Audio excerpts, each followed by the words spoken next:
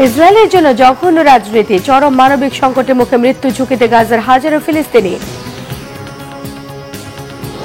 বাংলাদেশ, চীন, আফগানিস্তানকে নিয়ে জোট গড়তে চায় পাকিস্তান, ভারত কি তাহলে একা হয়ে গেল?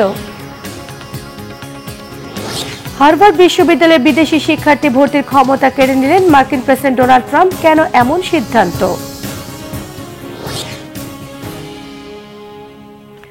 আসসালামু আলাইকুম, দেখছিলেন বাংলাদেশের ওয়ার্ল্ড নিউজ হেডলাইন। এবারে বিস্তারিত। চরম মানবিক সংকটের মুখে আছে ফিলিস্তিনের গাজা। ইসরায়েলের টানা অবরোধে কার্যত বন্ধ ছিল জরুরি খাদ্য, জ্বালানি এবং চিকিৎসা সহায়তা। সম্প্রতি আন্তর্জাতিক চাপে মাত্র 100টি ত্রাণের ট্রাক প্রবেশের অনুমতি দিয়েছে তেল আবিব, অথচ প্রতিদিন দরকার অন্তত 600 ট্রাক সহায়তা। বিশ্ব খাদ্য সংস্থার মাধ্যমে পৌঁছানো সীমিত রসদ পেয়ে দক্ষিণ গাজার একটি মাত্র বেকারিতে শুরু হয়েছে রুটি তৈরির কার্যক্রম। তবে এখনও সেই সৌভাগ্য হয়নি উত্তর গাজার বাসিন্দাদের। ইসরায়েল বলছে গাজার অভ্যন্তরে যথেষ্ট পরিমাণে খাবার আছে, অথচ অপুষ্টি এবং খাদ্যের অভাবে মরছে হাজারো শিশু। হাফিজুল ইসলামের ডেস্ক রিপোর্টে থাকছে বিস্তারিত। গত 11 সপ্তাহ ধরে ময়দার অভাবে বন্ধ ছিল গাজার প্রতিটি বেকারি। এক টুকরো রুটির জন্য হন্যে হয়ে ছুটেছে ক্ষুধার্ত মানুষ। ইসরায়েলের দেয়া কঠোর অবরোধের কারণে এখানে প্রবেশ করতে পারেনি খাবার, ওষুধ, এমনকি বন্ধ ছিল শিশু খাদ্য সরবরাহ। অবশেষে গত 21শে মে অবরুদ্ধ ভূখণ্ডে পৌঁছায় জাতিসংঘের খাদ্য সহায়তার একটি সীমিত চালান। বেকারির চুল্লিতে জ্বলে ওঠে আগুন, বাতাসে ছড়ায় গরম রুটির ঘ্রাণ। আন্তর্জাতিক চাপের মুখে মাত্র 90 থেকে 100টি ত্রাণের ট্রাক গাজায় ঢুকতে দিয়েছে ইসরায়েল। কিন্তু অপ্রতুল এই সাহায্যে কিছুতেই কাটবে না তীব্র খাদ্য ঘাটতি। তবে এমন পদক্ষেপে কিছুটা আশাবাদী স্থানীয় বাসিন্দারা। 21 তারিখ রাত 11টার দিকে বিশ্ব খাদ্য কর্মসূচির পক্ষ থেকে আটা এসে এখানে পৌঁছায়। সঙ্গে সঙ্গেই আমরা কাজ শুরু করে দিই। গাজায় এখন রীতিমতো দুর্ভিক্ষ চলছে। রুটি বানিয়ে সেগুলো সাধারণ নাগরিকদের মধ্যে বিতরণ করবে জাতিসংঘের সংস্থা। গত 2 মাস ধরে বন্ধ ছিল গাজার সব বেকারি। এখন দক্ষিণ গাজায় কিছু বেকারি আবার চালু হয়েছে। উত্তর গাজার বেকারিগুলো এখনো চালু হয়নি। ইনশাআল্লাহ সেগুলো খুব তাড়াতাড়ি চালু হবে। গাজার যোদ্ধারা ত্রাণের মালামাল আত্মসাৎ করছে এমন অজুহাতে অবরুদ্ধ ভূখণ্ডে সব ধরনের সরবরাহ বন্ধ করে দেয় ইসরায়েল। যদিও ফিলিস্তিনি স্বাধীনতাকামী সংগঠনগুলো এই অভিযোগ অস্বীকার করে আসছে। ইসরায়েল জানিয়েছে গত 21শে মে গাজায় 100টি ট্রাক ঢুকতে দিয়েছে তারা, যার মধ্যে ছিল জরুরি শিশু খাদ্য ও চিকিৎসা সরঞ্জাম। বিভিন্ন সাহায্য সংস্থার হিসাব অনুযায়ী গাজায় প্রতিদিন কমপক্ষে 500 থেকে 600 ট্রাক খাদ্য, জ্বালানি ও ওষুধ প্রবেশ না করলে আসন্ন মানবিক বিপর্যয় ঠেকানো সম্ভব নয়। 2.5 মাসের বেশি সময় সীমান্ত বন্ধ থাকার পর গাজায় মানবিক পরিস্থিতি একেবারে ভয়াবহ অবস্থায় পৌঁছেছে। এখন আমাদের করণীয় হলো মানবিক সহায়তা পৌঁছানো অব্যাহত রাখা, সীমান্ত পথগুলো খোলার জন্য জোর দাবি জানানো, এর সাথে সাথে জরুরি খাদ্য যেন বিপদে থাকা মানুষের কাছে পৌঁছে সেটা নিশ্চিত করা। এটা করতে হলে সবার সহায়তা দরকার। আন্তর্জাতিক সম্প্রদায়, বিভিন্ন এনজিও এবং স্থানীয় জনগণের সহায়তা দরকার। যুদ্ধবিরতির সময় গাজায় প্রতিদিন প্রবেশ করত প্রায় 600 ট্রাক ত্রাণ সামগ্রী, অথচ এখন ঢুকছে 100টির কম। ক্ষুধাকে অস্ত্র বানিয়ে যেন গোটা জনপদকে মৃত্যুর মুখে ঠেলে দিচ্ছে ইসরায়েল। তেল আবিবের পরিকল্পিত এই খাদ্য সংকটকে এর মধ্যেই যুদ্ধাপরাধ হিসেবে চিহ্নিত করতে শুরু করেছে আন্তর্জাতিক মানবাধিকার সংগঠনগুলো। ইসরায়েলের দেয়া কঠোর অবরোধে সবচেয়ে বেশি ক্ষতিগ্রস্ত হচ্ছে সাধারণ ফিলিস্তিনিরা। ইউনিসেফ ও বিশ্ব খাদ্য কর্মসূচি সংস্থা জানিয়েছে উত্তর গাজায় শুরু হয়েছে দুর্ভিক্ষের মতো পরিস্থিতি। অপুষ্টিতে কাতর অসংখ্য শিশু। গাছের পাতা ও পশুর খাবার খেয়ে বেঁচে থাকার চেষ্টা করছে বহু মানুষ। নবজাতকেরা মারা যাচ্ছে দুধের অভাবে। হাসপাতালগুলোতে ওষুধ নেই, বিদ্যুৎ নেই, নেই কোনো চিকিৎসার ব্যবস্থা। এমন মানবেতর সময়ে গাজার দেইর আল বালাহ এলাকায় চালু হওয়া বেকারি যেন কিছুটা হলেও ছড়াচ্ছে আশার আলো। হাফিজুল ইসলাম, বাংলা ভিশন।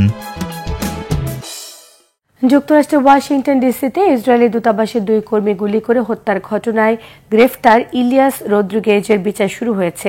হত্যা মামলায় দোষী সাব্যস্ত হলে সর্বোচ্চ সাজা মৃত্যুদণ্ড হতে পারে তার। মার্কিন অ্যাটর্নি জিনি পিরো সংবাদ সম্মেলনে জানান, বুধবার রাতের ওই হামলাকে বিদ্বেষমূলক অপরাধ বা হেট ক্রাইম হিসেবে বিবেচনা করা হচ্ছে।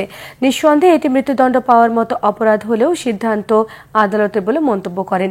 ইলিয়াসের বিরুদ্ধে সরাসরি হত্যা, বিদেশি নাগরিককে হত্যা আর অস্ত্রের অনৈতিক ব্যবহারের অভিযোগ পেশ করা হয়েছে আদালতে। শুনানিতে এফবিআইয়ের তরফ থেকে বলা হয়, হামলাটি ইহুদিদের বিরুদ্ধে সহিংসতা আর আতঙ্ক ছড়ানোর অপচেষ্টা। বুধবার রাতে ওয়াশিংটন ডিসিতে ইহুদিদের একটি জাদুঘরের বাইরে গুলিবর্ষণে নিহত হন ইয়ারন লিচেনস্কি এবং সারা লিন মিলগ্রিম। আগামী সপ্তাহে জেরুজালেমে গিয়ে বিয়ে করার জন্য আংটি কিনেছিলেন তারা। এদের একজন দূতাবাসের রাজনৈতিক শাখার গবেষক এবং অপরজন সমন্বয়কের দায়িত্বে ছিলেন। গুলিবর্ষণের পর পুলিশ ঘটনাস্থল থেকে ইলিয়াসকে আটক করার সময় ফ্রি প্যালেস্টাইন বলে স্লোগান দিচ্ছিল সে। পরে তার বাসায় তল্লাশি চালিয়ে আলামত সংগ্রহ করে আইন শৃঙ্খলা বাহিনী। চীন পাকিস্তান অর্থনৈতিক করিডোর এবার বিস্তৃত হতে যাচ্ছে আফগানিস্তান পর্যন্ত। 21 মে চীনের রাজধানী বেইজিংয়ে এক ত্রিপক্ষীয় বৈঠক অনুষ্ঠিত হয়, আর ওই বৈঠক থেকেই করিডোর সম্প্রসারণের বিষয়ে একমত হন 3 দেশের নেতারা। শুধু চীন এবং আফগানিস্তান নয়, বাংলাদেশকে নিয়েও জোট গড়ার আগ্রহ দেখিয়েছে পাকিস্তান, যা আঞ্চলিক ভূ রাজনীতিতে বড় পরিবর্তনের ইঙ্গিত দিচ্ছে। বিস্তারিত মীর ফজলে রাব্বির ডেস্ক রিপোর্টে। অবশেষে বরফ গলছে। দীর্ঘদিনের অবিশ্বাস, অভিযোগ আর কূটনৈতিক শীতলতার অবসান ঘটিয়ে সম্পর্ক স্বাভাবিক করার চেষ্টা করছে পাকিস্তান ও আফগানিস্তান। আর প্রতিবেশী এই দুই দেশের সম্পর্ক উন্নয়নে অভিভাবকের ভূমিকা পালন করছে চীন, যা আঞ্চলিক ভূ রাজনীতিতে বড় পরিবর্তনের ইঙ্গিত দিচ্ছে। চীন পাকিস্তান অর্থনৈতিক করিডোর এবার বিস্তৃত হতে যাচ্ছে আফগানিস্তান পর্যন্ত। 21 মে চীনের রাজধানী বেইজিংয়ে এক ত্রিপক্ষীয় বৈঠক অনুষ্ঠিত হয়, আর এই বৈঠক থেকেই করিডোর সম্প্রসারণের বিষয়ে একমত হন 3 দেশের নেতারা। এটি চীনের বেল্ট অ্যান্ড রোড ইনিশিয়েটিভ প্রকল্পের একটি গুরুত্বপূর্ণ অংশ। বৈঠকে 3 দেশ প্রতিশ্রুতি দিয়েছে আঞ্চলিক স্থিতিশীলতা, সন্ত্রাস বিরোধী লড়াই এবং অর্থনৈতিক সংযোগ জোরদারে একসাথে কাজ করবে তারা। শুধু তাই নয়, পাকিস্তান ও আফগানিস্তান দীর্ঘদিনের সম্পর্কের টানাপোড়েন ভুলে খুব শিগগিরই রাষ্ট্রদূত বিনিময়ে নীতিগতভাবে একমত হয়েছে। ফলে এই পদক্ষেপকে শুধু অর্থনৈতিক নয়, রাজনৈতিক ও কৌশলগতভাবেও বেশ গুরুত্বপূর্ণ বলে মনে করছেন বিশ্লেষকরা। চীন স্পষ্ট করে বলেছে, পাকিস্তানের সার্বভৌমত্ব ও আঞ্চলিক অখণ্ডতার প্রশ্নে তারা সবসময় পাকিস্তানের পাশে আছে। অন্যদিকে দেশে ফিরে চীন সফরের বিষয়ে সাংবাদিকদের ব্রিফিং করেন পাকিস্তানের পররাষ্ট্রমন্ত্রী ইসহাক দার। ত্রিপাক্ষিক বৈঠকটি অত্যন্ত সফল ছিল বলেও মন্তব্য করেন তিনি। আমরা বেল্ট অ্যান্ড রোড ইনিশিয়েটিভের অধীনে সম্প্রসারিত সহযোগিতার ভিত্তি সফলভাবে স্থাপন করেছি। এছাড়া আফগানিস্তান ও চীন আমাদের সাথে সম্পূর্ণ ঐক্যবদ্ধভাবে সিদ্ধান্ত নিয়েছে যে কোনো ধরনের সন্ত্রাসবাদকে আমাদের দেশে থাকতে দেওয়া হবে না, সেটি টিটিপি, বিএলএ বা অন্য যে কোনো গোষ্ঠী হোক না কেন। এটি ছিল ত্রিপক্ষীয় বৈঠকের অন্যতম প্রধান প্রস্তাব। শুধু চীন ও আফগানিস্তান নয়, আঞ্চলিক সহযোগিতার এই যাত্রায় বাংলাদেশকেও শরিক করতে চায় পাকিস্তান। বাংলাদেশ চীন আফগানিস্তানকে নিয়ে জোট গড়ার আগ্রহ দেখিয়েছে পাকিস্তান।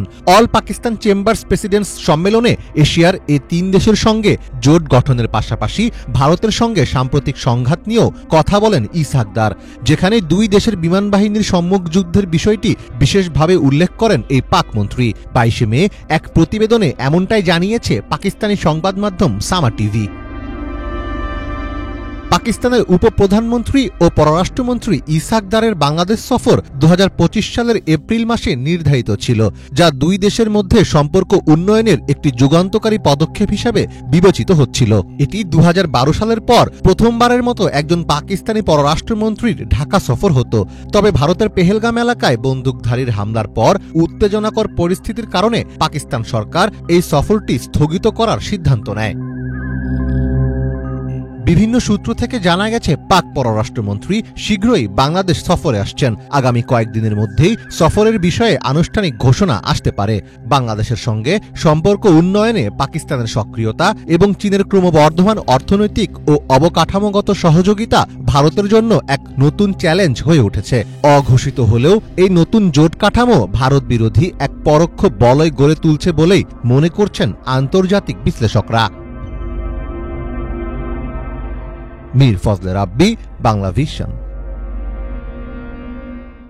এবার ওভাল অফিসের বৈঠকে সাউথ আফ্রিকার প্রেসিডেন্টকে বিব্রতকর পরিস্থিতিতে ফেলেছেন যুক্তরাষ্ট্রের প্রেসিডেন্ট ট্রাম্প। ট্রাম্প এদিন শ্বেতাঙ্গ কৃষকদের প্রতি সাউথ আফ্রিকায় হওয়া নির্যাতনের ছবি এবং ভিডিও প্রকাশ্যে প্রদর্শন করেন। যদিও এটি প্রথমবার নয়, এর আগেও ওভাল অফিসে বিশ্ব নেতাদের সঙ্গে ট্রাম্পের বিতর্কিত আচরণের নজির আছে। বিস্তারিত ডেস্ক রিপোর্টে।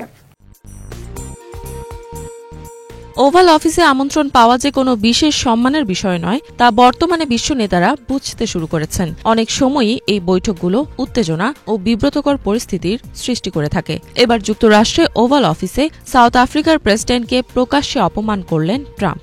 ট্রাম্পের জন্য এ ধরনের আচরণ নতুন কিছু নয়। এর আগেও তিনি বেশ কয়েকজন বিশ্ব নেতাকে ওভাল অফিসের বৈঠকে অপমান করেছেন। 21 মে সাউথ আফ্রিকার প্রেসিডেন্ট সিরিল রামাফোসার সঙ্গে ট্রাম্পের একটি বৈঠক অনুষ্ঠিত হয়। ট্রাম্প যেন পরিকল্পনা অনুযায়ী তাকে অপমান করতে মঞ্চই তৈরি করে রেখেছিলেন। এদিন দুই দেশের প্রেসিডেন্টের মধ্যে কিছুটা স্বাভাবিক কথোপকথন হচ্ছিল। এরপরই যুক্তরাষ্ট্রের প্রেসিডেন্টের পক্ষ থেকে সাউথ আফ্রিকার শ্বেতাঙ্গদের বিরুদ্ধে কথিত নিপীড়নের একটি সুচিন্তিত ও সুসংগঠিত অভিযোগ উত্থাপিত হয়। Generally they're white farmers and they're fleeing South Africa. 1 ঘণ্টারও বেশি সময় ধরে চলা সেই আলোচনায় ডোনাল্ড ট্রাম্প সাউথ আফ্রিকায় শ্বেতাঙ্গ কৃষকদের প্রতি হওয়া অত্যাচার নিয়ে ধারাবাহিকভাবে বিভিন্ন ভিডিও ও ছবি দেখাতে থাকেন। তিনি বলেন, অনেক শ্বেতাঙ্গ কৃষককে তিনি যুক্তরাষ্ট্রে শরণার্থী হিসেবে আশ্রয় দিয়েছেন। তবে রামাফোসা এসব বিষয়ে কোনো প্রতিক্রিয়া দেখাননি। ট্রাম্প এদিন রামাফোসার উপর চাপ সৃষ্টি করার চেষ্টা করেন, যদিও প্রত্যাশিত কোনো সাড়া পাওয়া যায়নি। এর আগে প্রেসিডেন্ট ডোনাল্ড ট্রাম্পের সঙ্গে ওভাল অফিসে দেখা করেন কানাডার প্রধানমন্ত্রী মার্ক কার্নি। অন্যদিকে ডোনাল্ড ট্রাম্পও কয়েক মাস ধরেই কানাডাকে যুক্তরাষ্ট্রের 51তম রাজ্য করার কথা বলে আসছেন। এই বৈঠকে ট্রাম্প আবারও প্রকাশ্যে বলেন, তার কাছে কানাডা দখলের ইচ্ছা এখনও আছে। তিনি যুক্তরাষ্ট্র ও কানাডার সীমান্তকে অর্থহীন একটি রেখা হিসেবে উল্লেখ করেন। তবে কার্নির কাছে এটি প্রথম সুযোগ ছিল সরাসরি ট্রাম্পের সঙ্গে মুখোমুখি হয়ে নিজের দেশের পক্ষে কথা বলার। এ সময় প্রধানমন্ত্রী স্পষ্ট করে বলেন, কিছু কিছু জায়গা কখনোই বিক্রির জন্য নয়। 2025 সালের 24 ফেব্রুয়ারি হোয়াইট হাউসে ফরাসি প্রেসিডেন্ট ইমানুয়েল ম্যাক্রোর সঙ্গে ডোনাল্ড ট্রাম্পের সাক্ষাৎকালের কিছু ঘটনা সোশ্যাল মিডিয়ায় ব্যাপক আলোচনার বিষয় হয়ে ওঠে। প্রথমত ট্রাম্প ম্যাক্রোকে স্বাগত জানাতে উপস্থিত হননি। পরবর্তীতে ওভাল অফিসে G7 এর শীর্ষ নেতাদের সঙ্গে ভিডিও কনফারেন্স চলাকালীন সময় ম্যাক্রোকে ট্রাম্পের ডেস্কের কোণে একটি ছোট চেয়ারে বসতে দেওয়া হয়। ওভাল অফিসে যুক্তরাষ্ট্রের প্রেসিডেন্ট ডোনাল্ড ট্রাম্প ও ইউক্রেনের প্রেসিডেন্ট ভলোদিমির জেলেন্সকির মধ্যেও তীব্র মনোমালিন্য সৃষ্টি হয়। ট্রাম্প প্রকাশ্যে তার এই বিদেশি অতিথিকে কঠোরভাবে সমালোচনা করেন। পরে ট্রাম্প ও তার শীর্ষ উপদেষ্টারা একসঙ্গে বৈঠক করে সিদ্ধান্ত নেন যে জেলেন্সকি এখন আলোচনা চালিয়ে যাওয়ার জন্য উপযুক্ত নন। তাকে সভা থেকে প্রস্থান করতে বলা হয়। ট্রাম্পের সঙ্গে ভারতের প্রধানমন্ত্রী নরেন্দ্র মোদীর বৈঠকটিও বেশ ভালো কাটেনি। সোশ্যাল মিডিয়ায় অনেকেই বলছেন এই বৈঠকে ট্রাম্প মোদীকে উপেক্ষা করেছেন। এদিকে মেক আমেরিকা গ্রেট অ্যাগেইন কর্মসূচির অন্যতম মূল কৌশল হল জনগণের ক্ষোভ ও অসন্তোষকে চাঙ্গা রাখা। ডোনাল্ড ট্রাম্প ভালোভাবে জানেন তার সমর্থকরা ঠিক কী ধরনের আচরণ ও বার্তা প্রত্যাশা করে। ইফাত জাহান, বাংলাভিশন। হার্ভার্ড ইউনিভার্সিটিতে বিদেশি ছাত্র ভর্তির ক্ষমতা কেড়ে নিলেন মার্কিন প্রেসিডেন্ট ডোনাল্ড ট্রাম্প। একে বেআইনি পদক্ষেপ বলছে হার্ভার্ড কর্তৃপক্ষ। ট্রাম্প প্রশাসনের নতুন এই সিদ্ধান্তের কারণে এখন আর বিদেশি শিক্ষার্থী ভর্তি করাতে পারবে না যুক্তরাষ্ট্রের সবচেয়ে পুরনো বিশ্ববিদ্যালয় হার্ভার্ড। বর্তমানে যারা হার্ভার্ডে পড়ালেখা করছেন তাদের অবশ্যই অন্য বিশ্ববিদ্যালয়ে স্থানান্তর হতে হবে, তা না হলে ছাত্রত্ব হারাবেন তারা। গত শিক্ষাবর্ষে হার্ভার্ডে প্রায় 7,000 বিদেশি শিক্ষার্থী ভর্তি হন, যা ওই শিক্ষাবর্ষে ভর্তি হওয়া শিক্ষার্থীর 27.2%। হার্ভার্ড ইউনিভার্সিটির মুখপাত্র জেসন নিউটন বলেছেন, পরিবর্তিত পরিস্থিতিতে ভুক্তভোগীদের দিক নির্দেশনা এবং সহায়তা দিতে দ্রুত কাজ করা হচ্ছে। একে প্রতিশোধমূলক পদক্ষেপ উল্লেখ করে বলা হয়, এই সিদ্ধান্ত হার্ভার্ডের সদস্য আর যুক্তরাষ্ট্রের জন্য গুরুতর ক্ষতির হুমকি তৈরি করেছে। হার্ভার্ডের বিরুদ্ধে সহিংসতায় উস্কানি, ইহুদি বিদ্বেষ আর ক্যাম্পাসে চীনা কমিউনিস্ট পার্টির তৎপরতার অভিযোগ তুলেছেন স্বরাষ্ট্রমন্ত্রী ক্রিস্টি নোয়েম। গত জানুয়ারিতে দ্বিতীয় মেয়াদে ক্ষমতায় এসে হার্ভার্ড কর্তৃপক্ষের সঙ্গে দ্বন্দ্বে জড়ান প্রেসিডেন্ট ট্রাম্প। বাতিল করেন হার্ভার্ডের জন্য সরকারি বরাদ্দ থেকে $265 কোটি তহবিল। বর্তমান সময়ে সবচেয়ে জনপ্রিয় কম্পিউটার অপারেটিং সিস্টেম হচ্ছে উইন্ডোজ। বিশ্বে যত কম্পিউটার চলে তার অর্ধেকেরও বেশি চলে এই অপারেটিং সিস্টেমে। কিন্তু শুরু থেকে কি এমন ছিল উইন্ডোজ? মাইক্রোসফট উইন্ডোজের শুরু থেকে এ পর্যন্ত ইতিহাস নিয়ে থাকছে ইমরান মাহমুদের ডেস্ক রিপোর্ট। 20 নভেম্বর 1985 সালে উইন্ডোজের প্রথম ভার্সন 1.0 বাজারে আসে। মূলত ডস বা ডিস্ক অপারেটিং সিস্টেমের উপর সাধারণ গ্রাফিক্স ইন্টারফেস দিয়ে বাজারে ছাড়া হয় এই ভার্সন। এই অপারেটিং সিস্টেমের মূল্য ছিল $99 এবং এটি প্রায় 2 লাখ কপি বিক্রি হয়। 1.4 মেগাবাইটের একটি ফ্লপি ডিস্কের সাহায্যে ইনস্টল করা যেত এই ভার্সন।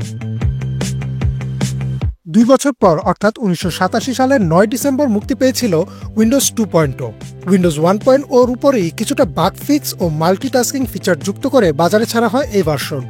উইন্ডোজ 2.0 বাজার মূল্য আগের ভার্সনের মতোই $99 ছিল এবং আনুমানিক 5 লাখ কপি বিক্রি হয় এই ভার্সনের। 22 মে 1990-তে উইন্ডোজ 3.0 মুক্তি পায়। এই ভার্সনেই প্রথম রঙিন গ্রাফিক্স যুক্ত করা হয়। পাশাপাশি ছিল 3D গ্রাফিক্স ও উন্নত মেমোরি ম্যানেজমেন্ট। ফলে 3.0 জনপ্রিয়তা আরও বাড়ে। প্রতিটি $149 করে মোট প্রায় 2 মিলিয়ন লাইসেন্স বিক্রি হয় উইন্ডোজ 3.0। ইনস্টলেশনের জন্য 640 কিলোবাইট র্যাম এবং 10 মেগাবাইট হার্ড ডিস্ক স্পেস প্রয়োজন ছিল। 2 বছর পর 1992 সালে 3.0 সাথে ট্রু টাইপ ফন্টের মতো আরও কিছু ফিচার যুক্ত করে আগের দামেই ছাড়া হয় উইন্ডোজ 3.1। এই ভার্সনটি বিক্রি হয় প্রায় 30 মিলিয়ন কপি। 1995 সালের 24 আগস্ট মুক্তি পায় যুগান্তকারী উইন্ডোজ 95। ঘরে ঘরে পার্সোনাল কম্পিউটারকে জনপ্রিয় করার পেছনে উইন্ডোজের এই ভার্সনের অবদান ছিল অনেক বড়। এমনকি এখন আমরা যে উইন্ডোজ ব্যবহার করি তা মূলত উইন্ডোজ 95-এর ইঞ্জিনের ওপরই ভিত্তি করে বানানো। উইন্ডোজ 95-এর মূল্য ছিল $209। মুক্তির মাত্র 5 সপ্তাহে 7 মিলিয়ন কপি বিক্রি হয়ে যায়। এর পরবর্তী বছরে প্রায় 40 মিলিয়ন কপিতে পৌঁছায়। উইন্ডোজের এই ভার্সনেই প্রথম CD ROM, internet explorer, multimedia, start menu, my computer ও রিসাইকেল বিনের মতো ফিচার যুক্ত করা হয়। 1998 সালের 25 জুন মুক্তি পায় গত শতাব্দীর সবচেয়ে জনপ্রিয় উইন্ডোজ অপারেটিং সিস্টেম উইন্ডোজ 98। এই সময়ে হাই রেজলিউশন 3D গ্রাফিক্স, উন্নত গেম, উচ্চগতির ইন্টারনেট এক্সপ্লোরার নিয়ে আসা হয়। উইন্ডোজ 98-এর বাজার মূল্য ধরা হয় $209। প্রথম বছরে প্রায় 60 মিলিয়ন কপি বিক্রি হয়। অর্থাৎ মুক্তির প্রথম বছরেই মাইক্রোসফট প্রায় $12.5 বিলিয়ন মার্কিন ডলার আয় করে শুধুমাত্র উইন্ডোজ 98 দিয়ে। 2000 সালে নতুন শতাব্দীর সাথে নামের মিল রেখে বাজারে ছাড়া হয় উইন্ডোজ মিলেনিয়াম বা এমি। উইন্ডোজ 98-এর উপরে বিভিন্ন রং বসিয়ে বাজারে ছাড়া হয় এই ভার্সন। কিন্তু প্রচণ্ড রকমের বাগে ভরা ছিল এই অপারেটিং সিস্টেম। এমি ইনস্টলেশনের জন্য 98 থেকেও 3 গুণ বেশি মেমোরি প্রয়োজন ছিল। এর দাম ধরা হয়েছিল $209। ফলে গ্রাহকরা এই ভার্সনকে প্রত্যাখ্যান করে এবং আজ পর্যন্ত উইন্ডোজের সবচেয়ে কম বিক্রি হওয়া ভার্সনের রেকর্ডও ধরে রেখেছে উইন্ডোজ এমি। একই বছর আরও একটি ভার্সন মুক্তি দেয় মাইক্রোসফট, উইন্ডোজ 2000। তবে এই ভার্সনটিও ছিল বাগে ভরা, ফলে এটিও তেমন একটা জনপ্রিয়তা পায়নি। পরপর 2টি ফ্লপ ভার্সনের পর অনেকেই ভেবেছিল উইন্ডোজ হয়তো হারিয়ে যাবে বাজার থেকে। কিন্তু 2001 সালে আবারও ঘুরে দাঁড়ায় মাইক্রোসফট। 25 অক্টোবর মুক্তি দেওয়া হয় উইন্ডোজ এক্সপি, আর এটি অবিশ্বাস্য জনপ্রিয়তায় পৌঁছায়। রঙিন 3D গ্রাফিক্যাল ইন্টারফেস, উন্নত মাল্টিমিডিয়া, উচ্চ গতি এবং সর্বোপরি এর লুক ব্যবহারকারীদের মুগ্ধ করে। $199 করে 400 মিলিয়নেরও বেশি কপি বিক্রি করে উইন্ডোজ এক্সপি। 30 জানুয়ারি 2007-এ মুক্তি পায় উইন্ডোজ ভিস্তা। আধুনিক ও ট্রান্সপারেন্ট লুক, ঝকঝকে গ্রাফিক্স প্রথমে গ্রাহকদের আকৃষ্ট করলেও আবারও দেখা দেয় বাগ। গ্রাহকদের কাছে থাকা বিভিন্ন হার্ডওয়্যার যেমন printer, TV card, internet modem কিছুই সাপোর্ট করত না উইন্ডোজ ভিস্তায়। $239 করে এই ভার্সনটি বিক্রি হয় আনুমানিক 100 মিলিয়ন কপি। তবে এই ভার্সন নিয়ে সমালোচনা ছিল খুব বেশি। উইন্ডোজ ভিস্তার লুক বজায় রেখে সব ধরনের বাগ ফিক্স করে 22 অক্টোবর 2009-এ বাজারে আসে উইন্ডোজ 7। এই ভার্সনটিও এক্সপির মতোই ব্যাপক জনপ্রিয়তা পায়। $199 মূল্যে মুক্তির প্রথম বছরে 100 মিলিয়ন এবং পরবর্তীতে মোট 600 মিলিয়ন কপিরও বেশি বিক্রি হয়েছে উইন্ডোজ 7। এই ভার্সনেই প্রথম 32 ও 64 বিটের অপারেটিং সিস্টেমের ধারণা সামনে নিয়ে আসে উইন্ডোজ। আগের ভার্সনগুলোর তুলনায় এর নিরাপত্তা ব্যবস্থাও ছিল উন্নত। 3 বছর পর 2012 সালের 26 অক্টোবর বাজারে আসে উইন্ডোজ 8। মূলত টাচ স্ক্রিন ডিসপ্লে ও ট্যাবের কথা মাথায় রেখে এই ভার্সন ডিজাইন করা হয়। সলিড কালার ও স্মুথ ট্রানজিশন ছিল এই ভার্সনের মূল আকর্ষণ। টাচস্ক্রিনের কথা মাথায় রেখে উইন্ডোজ 8-এ প্রথম স্টার্ট মেনু পুরো স্ক্রিন জুড়ে নিয়ে আসা হয়, যা অনেক গ্রাহকই পছন্দ করেননি। $119 প্রথম বছর 100 মিলিয়ন কপি বিক্রি হয় উইন্ডোজ 8-এর। পরের বছর অর্থাৎ 2013 সালে স্টার্ট মেনু সহ গ্রাহকদের অন্যান্য অভিযোগ সমাধান করে বাজারে আসে উইন্ডোজ 8.1। এই ভার্সনটি ছিল বিনামূল্যে আপডেটের জন্য উন্মুক্ত। আনুমানিক 200 মিলিয়ন ইনস্টলেশন হয় উইন্ডোজ 8.1-এর, তবে তেমন একটা সাড়া ফেলতে পারেনি উইন্ডোজ 8 বা 8.1। এরপর 29 জুলাই 2015-তে বাজারে আসে উইন্ডোজ 10। উইন্ডোজ 10 হয়ে যায় এক যুগান্তকারী অপারেটিং সিস্টেম। প্রায় 10 বছর আগে মুক্তি পেলেও এখনও বিশ্বের অপারেটিং সিস্টেমের মোট বাজারের 54% শেয়ার একাই দখল করে রেখেছে উইন্ডোজ 10। অর্থাৎ বিশ্বের যত কম্পিউটার ব্যবহার হয় তার অর্ধেকের বেশি এখনও উইন্ডোজ 10-এ চলে। মুক্তির প্রথম বছর বিনামূল্যে আপডেটের সুযোগ দেওয়া হয়, পরে এই ভার্সন বিক্রি হয় $119-এ। মাইক্রোসফট ঘোষণা দেয় উইন্ডোজ 10-এর পর আর কোনো উইন্ডোজ বাজারে আসবে না। সময় সময় বিভিন্ন আপডেটের মাধ্যমে এই ভার্সনটিকেই টিকিয়ে রাখা হবে, কিন্তু পরে আরও একটি উইন্ডোজ আসে বাজারে। 5 অক্টোবর 2021-এ বাজারে আসে উইন্ডোজের সর্বশেষ ভার্সন উইন্ডোজ 11। এআই ও মেশিন লার্নিংয়ের মতো ফিচারে সমৃদ্ধ এই ভার্সনটি বিনামূল্যে আপগ্রেডের সুবিধা দিয়েছে। তবে এই ভার্সনের হার্ডওয়্যার রিকোয়ারমেন্ট অনেক ক্ষেত্রে হতাশ করেছে ব্যবহারকারীদের। সহজ ভাষায় বলতে গেলে আপনার যে কম্পিউটার এতদিন অনায়াসে উইন্ডোজ 7, 8 বা 10 চালাতে পেরেছে, তা উইন্ডোজ 11 চালাতে গেলে প্রয়োজন হবে হার্ডওয়্যার আপগ্রেডের। তবে 2021-এর পর থেকে যারা কম্পিউটার কিনেছেন তারা ডিফল্টভাবেই উইন্ডোজ 11 পেয়ে যাবেন। ইমরান মাহমুদ, বাংলা ভিশন। এ ছিল আজকের মতো। সঙ্গে থাকায় সবাইকে ধন্যবাদ।